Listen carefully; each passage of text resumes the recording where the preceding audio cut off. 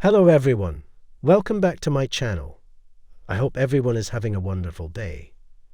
Furious, the chase viewers switch off as unacceptable team sparks fury just minutes in. Thursday night's episode of The Chase was supposed to be another thrilling battle of wits, but instead, it left viewers seething within minutes. What should have been an exciting contest against the ever-sharp Paul Sinner quickly spiraled into frustration as two contestants made what fans deemed unacceptable choices. Host Bradley Walsh introduced the four new hopefuls: Carol, 60, Fuad, 30, Victoria, 45, and Anthony, 28. As they each stepped forward to face the Sinner Man, it became clear early on that this wasn't going to be the nail-biting competition viewers had hoped for. Carol was up first. She handled the cash builder round decently, answering 4 questions correctly and earning £4,000.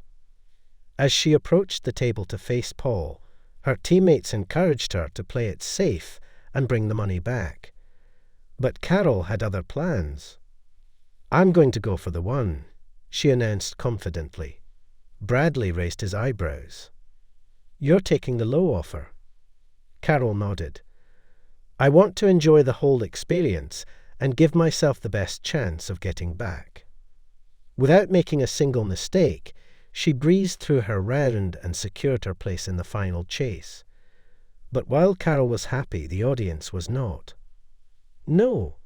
£1,000 low OFFER taken by CE81. Why are ITV still casting useless players who opt for the stupid, meaningless low offer? Come on now. This has been happening episode by episode recently. When is this nonsense going to stop? This is completely unacceptable. One furious viewer tweeted. Unfortunately, things only got worse. Fuad, a 30-year-old primary school teacher, followed next. His cash builder round had been underwhelming, netting just £2,000. Paul presented him with 3 choices: stick with £2,000, go for an ambitious £50,000, or take the lowest offer of £500. Fuad hesitated, his fingers tapping against the table. "It's quite a tough decision," he admitted. "But I really want to get back to my team, so I think I'm going to pick the lower." The reaction in the studio was palpable, and Paul couldn't help but take a jab. "What an exciting team this is turning out to be," he quipped dryly. That was the final straw for many viewers. "Right, that's it. I'm turning off," one fumed. "Take your £500 and shove it up your A," another raged. "No. I actually cannot believe this. £500 low OFFER. That's 2 in a row. Why do these useless people do this? Just why? Please stop casting these people who take the low offers ITV. This is too much for everyone to handle. Please make it stop. Enough." Despite the backlash, Fuad successfully made it through to the final chase, bringing the team's total to a measly £1,500. Next up was Victoria, who was determined to change the team's fate. The 45-year-old confidently earned £7,000 in her cash builder and chose to stick with it.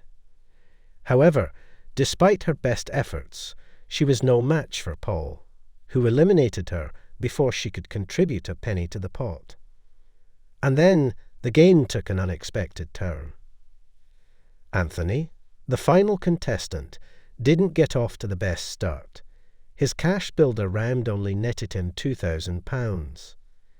With such a small amount to play for, Paul cheekily offered him an absurdly low amount, £1,497. If Anthony took it, he would literally be playing for £1. The audience held their breath. Would this be another low-offer disaster? Anthony shook his head. "No way. I'm going for the high offer." A hush fell over the studio as he selected the staggering £90,000 option. What followed was one of the most intense head-to-heads of the season. Paul was one step behind Anthony for nearly the entire round, but Anthony held his nerve and secured his place in the final chase. Bradley exhaled dramatically. "You have saved ITV."